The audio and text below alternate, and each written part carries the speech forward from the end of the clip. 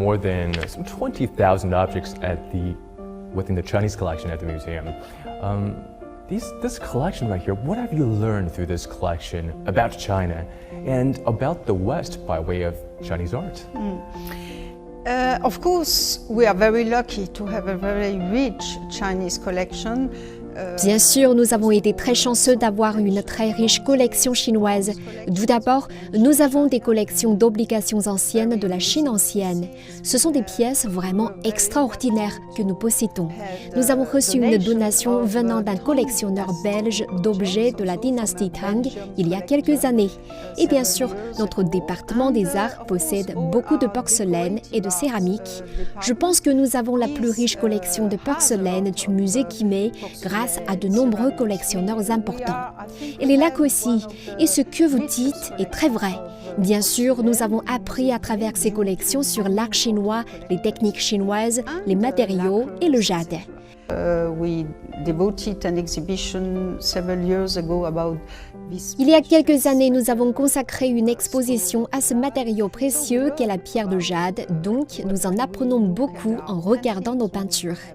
Nous avons également de très belles peintures de la dynastie Ming, ce qui nous permet de véritablement découvrir ce qu'est la Chine à travers son art.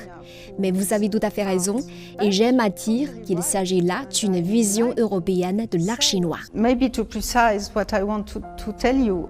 Et peut-être pour préciser ce que je veux dire, nous avons une importante collection de figurines en terre cuite de la dynastie Tang, de cavaliers, de femmes et de joueurs de polo, etc.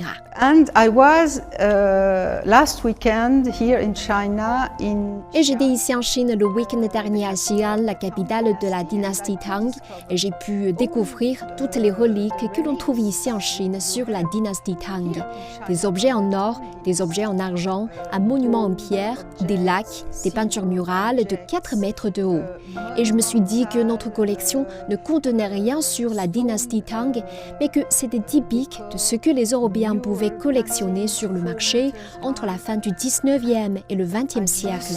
C'est ce qui attirait les collectionneurs européens parce que c'était pour la bourgeoisie qu'il était de bon coup de placer ces figurines dans les salons, etc.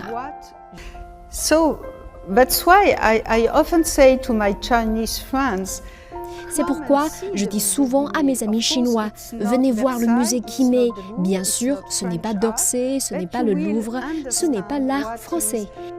Mais vous comprendrez quel est le goût européen à l'égard de l'art chinois et je pense qu'il est très intéressant de développer un tel récit sur le musée Qimei. Ce n'est pas l'Asie qui regarde l'Asie, c'est vraiment la vision européenne de l'Asie au cours du 19e et du 20e siècle.